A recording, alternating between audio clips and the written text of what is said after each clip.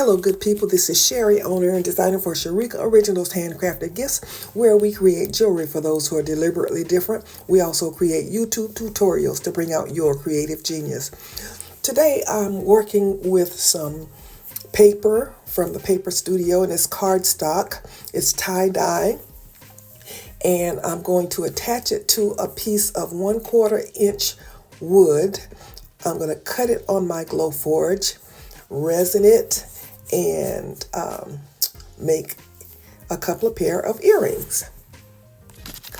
After I cut my paper, I'm going to use Mod Podge on the wood, and I'm going to attach the paper to the wood after I put lots of Mod Podge down on the wood.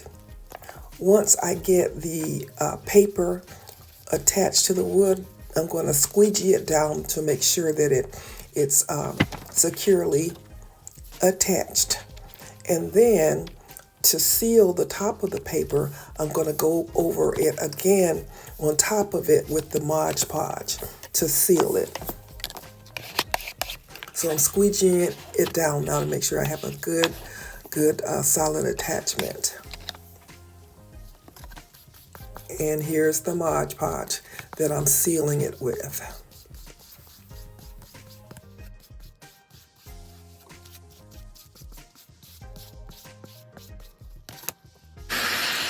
I'm impatient, so I'm using my heat gun to help this to dry faster.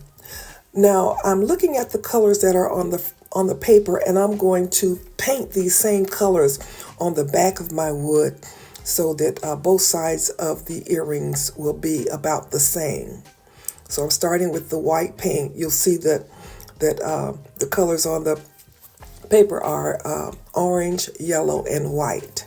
So that's what I'm going to use. And I'm not a painter, but I just do a lot of sponge painting.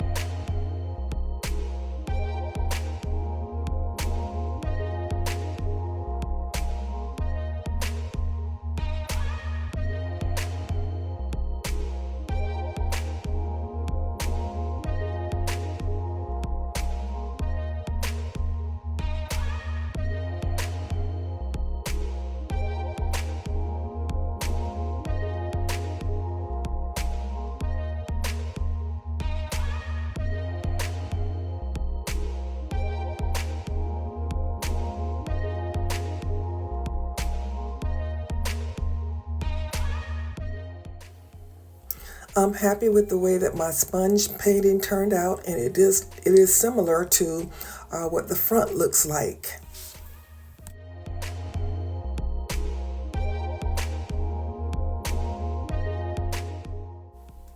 So now that my paint is dry, I'm going to seal that with Mod Podge, the same way that I did the front.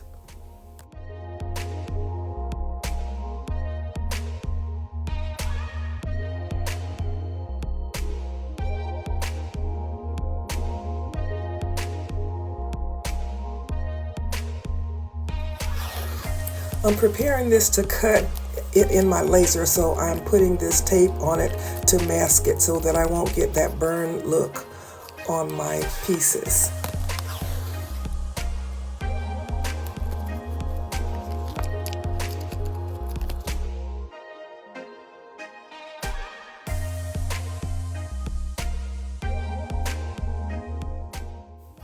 I'm putting the masking on both sides, front and back. Now I get to put my wood piece into my Glowforge laser. I send the design over to Glowforge. It's going to take 1 minute and 51 seconds to cut. And then I'm going to have some earrings to put together.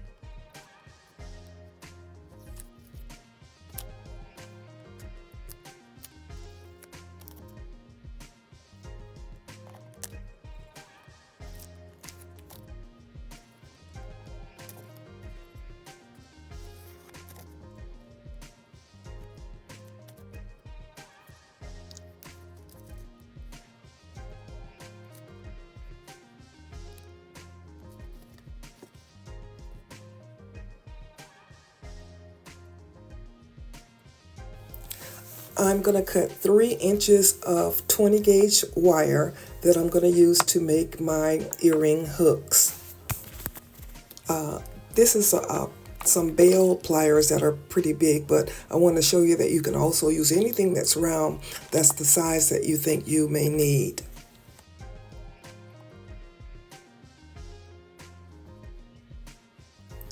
On one end of the wire, I'm going to make a loop. And I'm using the largest part of my round nose pliers to make a pretty big loop. And it may not even be big enough. I may have to adjust it once I start to put it together.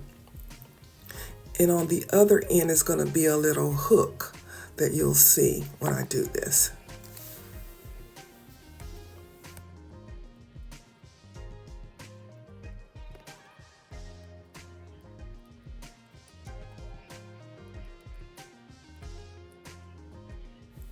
You want to make sure that your hook is large, your loop is large enough to move up and down. You don't want it too tight because it won't move right. I sand the end of the wire to take the sharp edges off.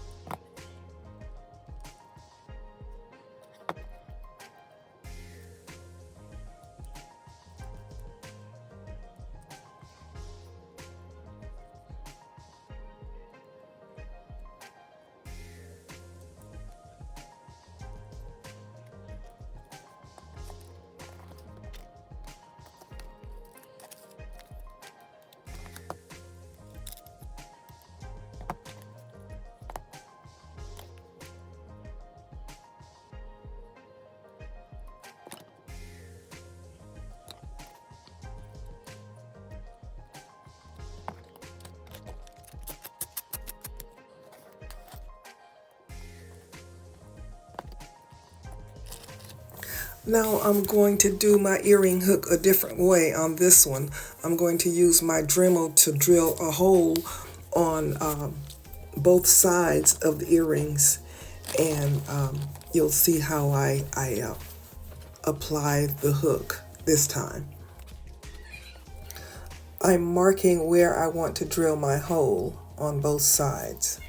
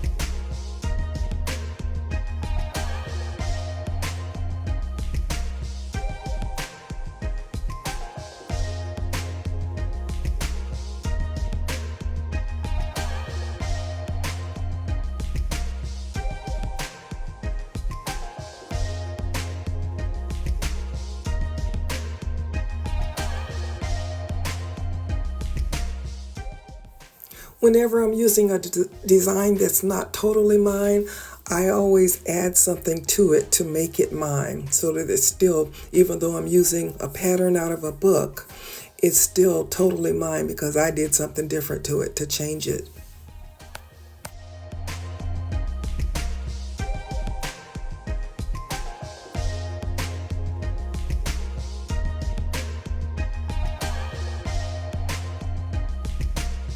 I could leave them like this, but I'm going to put some resin on them to really make them shine. I'm using UV resin.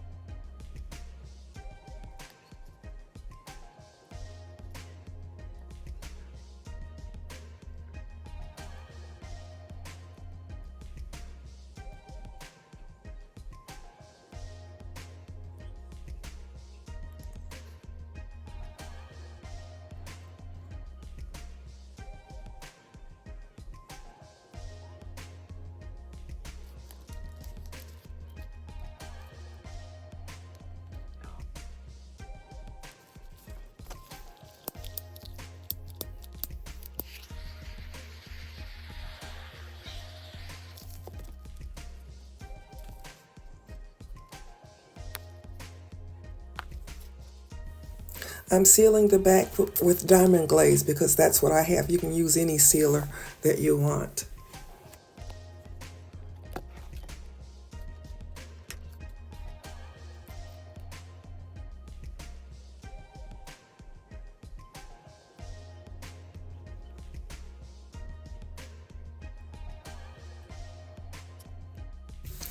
this is how they turned out. I was very happy with the way that these turned out. Well, good people, if you like this video, please subscribe, like, share, leave me a comment. And thank you so much for all of your support. And don't forget our Tuesday Live. We're looking for you to join us. This is Sherry saying, as always, be blessed.